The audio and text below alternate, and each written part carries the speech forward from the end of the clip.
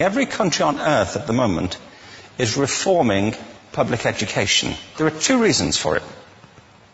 The first of them is economic. People are trying to work out, how do we educate our children to take their place in the economies of the 21st century? How do we do that? Given that we can't anticipate what the economy will look like at the end of next week, as the recent turmoil is demonstrating. How do we do that? The second, though, is cultural. Every country on earth is trying to figure out, how do we educate our children so they have a sense of cultural identity and so that we can pass on the cultural genes of our communities while being part of the process of globalization. How do we square that circle?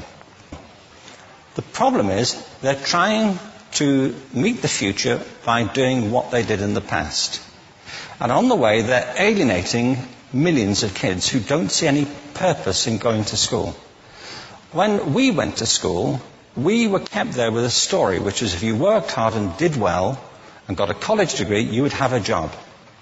Our kids don't believe that. And they're right not to, by the way. You're better having a degree than not, but it's not a guarantee anymore.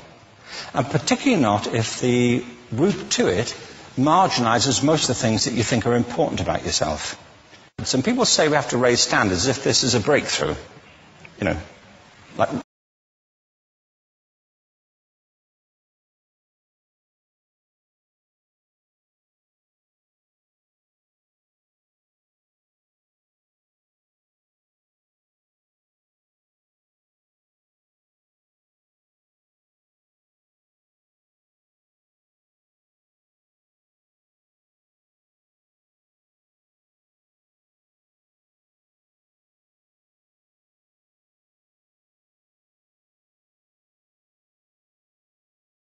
of the Industrial Revolution.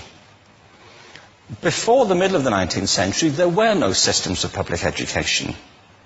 Not really. I mean, you could get educated by Jesuits, if you had the money.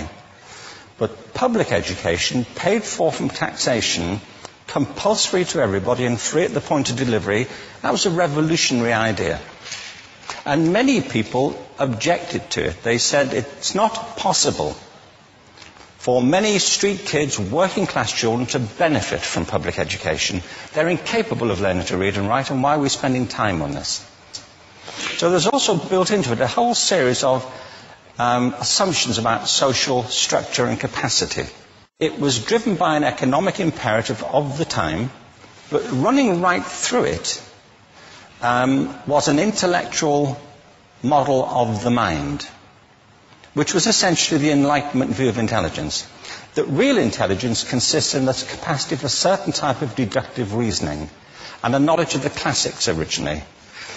What we come to think of as academic ability. And this is deep in the gene pool of public education, that there are really two types of people, academic and non-academic. Smart people and non-smart people. And the consequence of that is that many brilliant people think they're not, because they've been judged against this particular view of the mind. So we have twin pillars, economic and intellectual. And my view is that this model has caused chaos in many people's lives. It's been great for some. There have been people who have benefited wonderfully from it. But most people have not. Instead, they suffer this. This is the modern epidemic, and it's as misplaced and it's as fictitious. This is the plague of ADHD. Now, this is a map of the incidence of ADHD in America, or prescriptions for ADHD. Don't mistake me here. I don't mean to say there is no such thing as attention deficit disorder. I'm not qualified to say if there is such a thing. I know that a great majority of psychologists and paediatricians think there is such a thing. But it's still a matter of debate. What I do know for a fact is it's not an epidemic. These kids are being medicated as routinely as we had our tonsils taken out. And on the same whimsical basis, and for the same reason, medical fashion. Our children are living in the most intensely stimulating period in the history of the earth. They're being besieged with information and calls for their attention from every platform, computers, from iPhones, from advertising holdings, from hundreds of television channels. And we're penalizing them now for getting distracted. From what? Boring stuff. At school, for the most part. It seems to me not a coincidence totally that the incidence of ADHD has risen in parallel with the growth of standardized testing. Now, these kids are being given Ritalin and Adderall and all manner of things, often quite dangerous drugs, to get them focused and calm them down. But according to this, attention deficit disorder increases as you travel east across the country. People start losing interest in Oklahoma.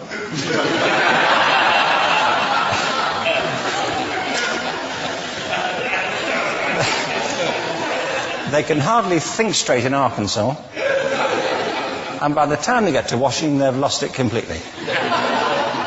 And there are separate reasons for that, I believe. It's a fictitious epidemic. If you think of it, the arts, and I don't say this exclusively of the arts, I think it's also true of science and of maths, but I say about the art particularly because they are the victims of this mentality currently, particularly. The arts especially address the idea of aesthetic experience.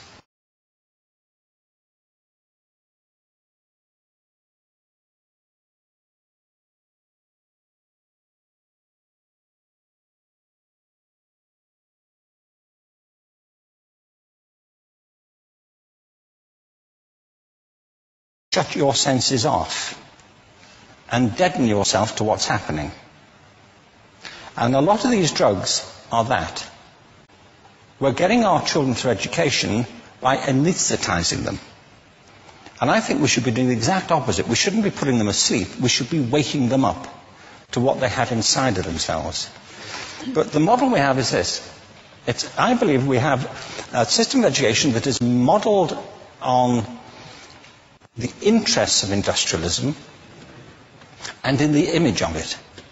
I'll give you a couple of examples. Schools are still pretty much organized on factory lines, ringing bells, separate facilities, specialized into separate subjects. We still educate children by batches. We put them through the system by age group. Why do we do that? Why is there this assumption that the most important thing kids have in common is how old they are? It's like the most important thing about them is their date of manufacture. You know what I mean? Well, I know kids who are much better than other kids at the same age in different disciplines, or at different times of the day, or better in smaller groups than in large groups, or sometimes they want to be on their own. If you're interested in the model of learning, you don't start from this production line mentality. It's essentially about conformity, and increasingly it's about that as you look at the growth of standardized testing and standardized curricula. And it's about standardization. I believe we've got to go in the exact opposite direction. That's what I mean about changing the paradigm. There was a great study done recently of divergent thinking.